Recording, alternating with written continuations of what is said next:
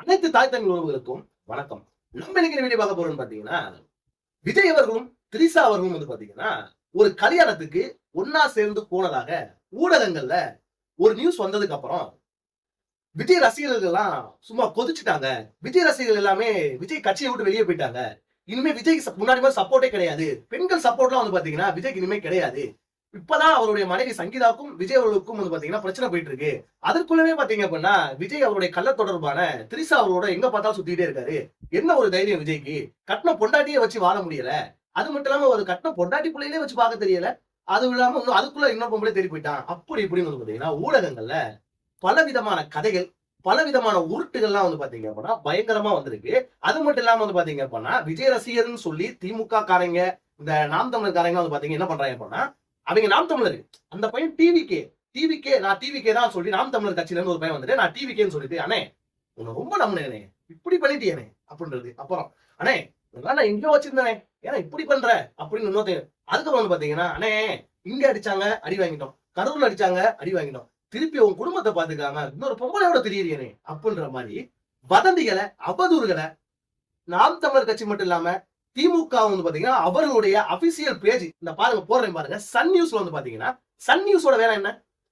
மக்களுக்கு வந்து பாத்தீங்கன்னா உலகத்துல நடக்கிற விஷயங்களை எடுத்துக்கொண்டு போய் சேர்க்கிறது, தமிழகத்துல சட்டவிரோதமா நடக்கிற செயலை எடுத்துக்கொண்டு போய் சேர்க்கிறது, தமிழகத்துல நடக்கிற உண்மை சம்பவங்களை எடுத்துக்கொண்டு போறதுதான் வந்து பாத்தீங்கன்னா நியூஸ். அதாவது சன் நியூஸோட வேலை. நியூஸ் சேனல் எல்லாருக்குமே அதுதான் வேலை. ஆனா இந்த சன் நியூஸ் வந்து பாத்தீங்கன்னா இப்போ என்ன பண்ணிட்டு இருக்காங்க அப்படின்னு பாத்தீங்கன்னா, விஜய் அவர்களோட விவாகரத்து. விஜய்க்கு வந்து பாத்தீங்கன்னா டெய்லியும் பாருங்க சன் நியூஸோட இன்ஸ்டாகிராம் பேஜ்ல போய் பாருங்க, டெய்லியும் விஜய் பத்தி ஒரு 10 போஸ்டாவது வரும். எவன் ஒருவனை அதிகமானோர் திட்டுறாங்களோ, எவன் ஒருவன் அதிகமானவர் வந்து பாத்தீங்கன்னா பார்த்து பயப்படுறாங்களோ அவன் வளர்ந்துகிட்டே இருக்கான்னு அர்த்தம்.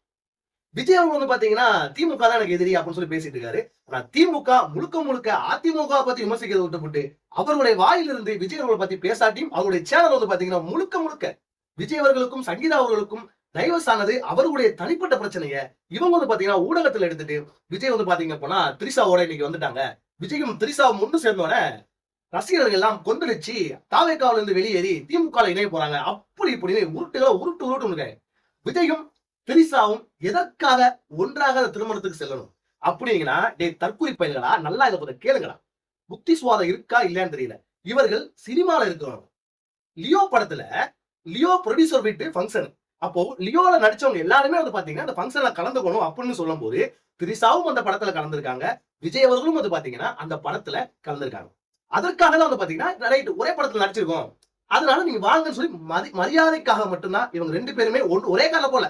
அந்த பொண்ணு ஒரு கார்ல வந்துச்சு, திரிஷா விஜய் ஒரு கார்ல வந்தாரு. நீங்க கூட பாத்துக்கலாம். அதை எப்படி சித்தரிச்சு போட்டாங்கன்னா, விஜயும் திரிஷாவும் ஒரே கார்ல வந்த மாதிரி காட்டி விஜயும் திரிஷாவும் வந்து ஒரே கார்ல போற மாதிரி ஒரு சித்தரிச்சு ஒரு ட்ரோல் பண்ணி விஜய் மேல இந்த அரசியல் ரீதியான தாக்குதல் நடத்த முடியாதுன்னு தெரிஞ்சுக்கிட்டு இந்த மாதிரி அவதூறு ரீதியான தாக்குதல் நடத்திட்டு இருக்காங்க இந்த நாம் தமிழர் கட்சியும் திமுக. நல்லா உங்களுக்கு கேளுங்க. உங்களுக்கு இவ்வளவு புத்தி இருக்கும் போது அந்த அரசியல்ல அந்த சிஎம் கேண்டிடேட்டா இருக்கிற விஜய் அவர்களுக்கும் அந்த திரிஷா அவர்களுக்கும் கொஞ்சமா சிந்திச்சிருக்க மாட்டாங்களா? இன்னும் 2 மாதங்கள் தேர்தல் இருக்கிற நேரத்துல நம்ம இருவரும் சேர்ந்து நான் வந்து பாத்தீங்க அப்படின்னா 2 பேரும் திருமணத்தை கலந்துக்கிட்டோம் அப்படின்னா என்னுடைய பெண் ரசிகர்கள், என்னுடைய அம்மா மாதிரி ரசிகர்கள், என்னுடைய முழுக்க முழுக்க என் நம்பிகள் தம்பிகள் எல்லாருமே எனக்கு ஓட்டு போடுவாங்களா, ஓட்டு போட மாட்டாங்களான்னு சொல்லி விஜய் அவர்களுக்கு தெரியாதா? நம்மளே இவ்வளவு இங்க இருந்து யோசிக்கும் போது அரசியல்ல உச்சத்துல இருக்கிறாங்க. அரசியல் உச்சத்துல இருந்து சிஎம் கேண்டிடேட் நிக்கிற ஒருத்தவர் திரிஷாவோட அந்த விழாவுக்கு நான் போனேன் அப்படின்னா எனக்கு ஓட்டு பாதிக்கும், சிஎமாக இருக்க வாய்ப்பு அது பறிப்போகும் அப்படின்ற மாதிரி விஜய் அவர்களுக்கு தெரியாதா? ஏன் திரிஷா அவர்களுக்கு தெரியாது? அவங்களுக்குலாம் பக்காவா தெரியும் அவங்க மேல எந்த ஒரு தவறுமே கிடையாது.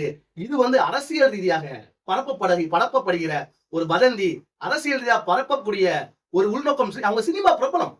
இந்த மாதிரி 1000 வதந்திகளை 1000 கிசுகளை பார்த்துட்டு தான் இந்த இடத்துக்கு வந்திருப்பாங்க.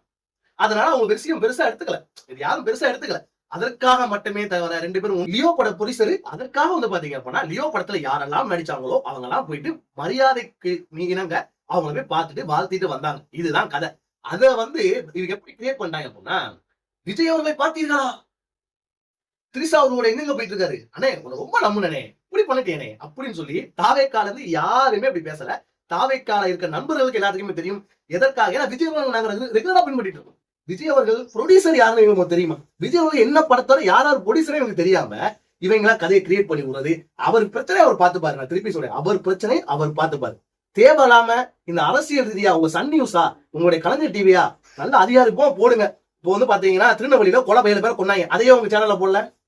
தமிழகத்துல சட்ட ஒழுங்கு சீரழிஞ்சு போய் கிடக்குது, தினம் தினம் ஒருத்தவங்க போய் வெட்டுறாங்க, தாழ்த்தப்பட்ட மக்களை வெட்டுறாங்க, அதையும் உங்க சேனல்ல போடல. பெண்களுக்கு சிலிண்டருக்கு 100 ரூபாய் மானியம் தர்றேன்னு சொன்னீங்களே, இன்ன வரைக்கும் நீங்க அரசியல் வாக்குறுதி இன்னொரு கொடுக்கல, அதையும் உங்க சினிமால போடல. லைசன்ஸ் அதை போட்டுட்டு மத்தபடி பாருங்க. வீடியோ பார்த்தவங்க நன்றி.